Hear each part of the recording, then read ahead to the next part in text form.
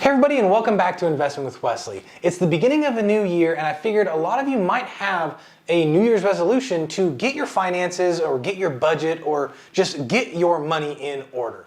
And in this episode, I want to talk to you about how to set and achieve your financial goals this year. So with that being said, let's get into it. Okay, so for starters, it is the most obvious, and that is step one. Step one is to identify what goals you have to begin with. This can include both short and long-term goals. So it could be something like getting out of debt. It could be saving up a down payment for a house. It could be saving up money for a car, saving for retirement. No matter what it is, you just need to actually have these goals in mind. Now, surprisingly, a lot of you have already gotten that far. A lot of you have these goals and have these aspirations on what exactly you want to do or want to save for, but that's kind of where everything stops. No one really knows in what direction or how to get there. So step number two is to make your goals specific and measurable. So instead of saving up a down payment for a house, you can say, I want to save $20,000 in 2 years for a down payment on a house. That gives you a specific number with a measurable amount of time to really help you achieve those goals. Now, step number three is to prioritize the top goals that mean the most to you. So getting out of debt is a perfect example. A lot of people have more than just one type of debt. So if their goal would be to get out of debt, a lot of people will just throw as much money as they can into all of their debts to try and pay them off as quickly as possible. Now, that's definitely going to work way quicker than just doing the minimum payments on everything, but it is not the best solution. That method of you just spreading money all over your debts, that is called the shotgun method, and it is still a fast way to pay off your debt, but it is nowhere near the fastest way. The fastest way is even faster than the debt snowball made famous by Dave Ramsey. The fastest way possible is something called velocity banking. And I've made plenty of videos covering the exact topic. So if your goal this year is to work on your debt, definitely watch my velocity banking videos. But like I said, step number three is all about prioritization. So instead of just throwing your money all over the spectrum to try and hit your goals, laser focus on one and knock that one out of the park and then move on to the next ones. That is the best way to be successful in all of your financial goals. Now, step number four would be to create a plan to meet those specific goals. So if you had a specific goal that was $20,000 for a down payment on a house in 2 years, then you know you can create a plan by doing that.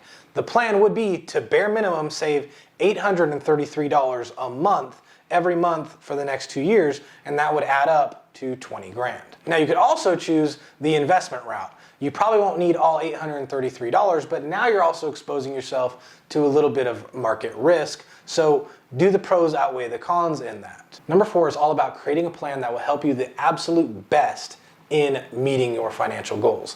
Whether it's saving money, whether it's investing for retirement, whether it's getting out of debt, creating a plan that is measurable to meet your goals at a certain amount of time will also help you identify if there's any pitfalls in your timeline that might need to be readjusted. Now, number five is to track your progress. Every single week, every single month, or however often you get paid, track your progress by putting that payment towards your debts, putting some of that towards your investments, whatever your goals might be, track your progress as often as possible. Now, at first, you're not going to really see the numbers grow that quickly, but after a month, 2 months, 3 months, you'll start to see the numbers really stack up and you'll really feel accomplished. That's why Dave Ramsey's method of the snowball method is so popular amongst people trying to get out of debt.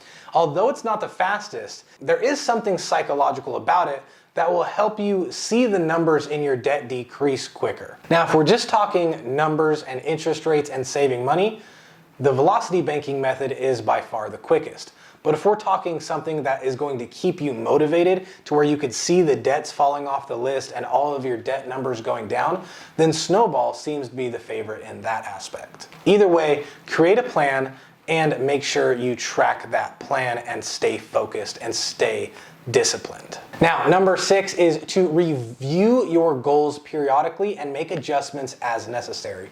I kind of said that in step number 4 and 5, but in step number 6, you want to do a deep review. Now, we all know that as time progresses, things change. So although the goal and plan you set in place today is feasible and can feasibly work, 3 or 6 months from now life may have happened, things may have changed, and all of a sudden it's no longer feasible, so you have to adjust your plan. Now, me, when it comes to my financial goals, I track every single month, but I reevaluate every quarter. So every 3 months, I'm reevaluating to see if we're still on track, if the plan is still good enough, or if I need to make some changes. Now, the last tip or the last step is to not be afraid to ask for help.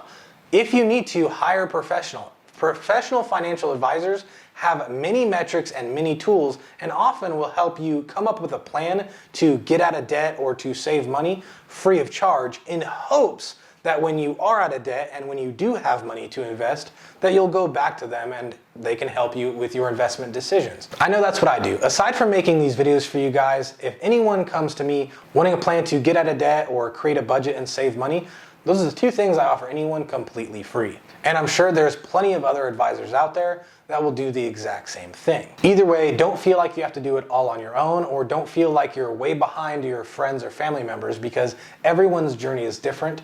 And like I already said, don't be afraid to ask for help if you need it. I hope these 7 steps really helped you gain a better understanding and maybe gave you the bit of advice that you need to take that step forward and tackle your goals this year. If you ever have any questions, comments, or want something addressed, I have a dedicated Facebook, Instagram, and Twitter account. Feel free to message me there or just leave a comment down below. Either way though, the choice is yours, and I'll see you in the next episode.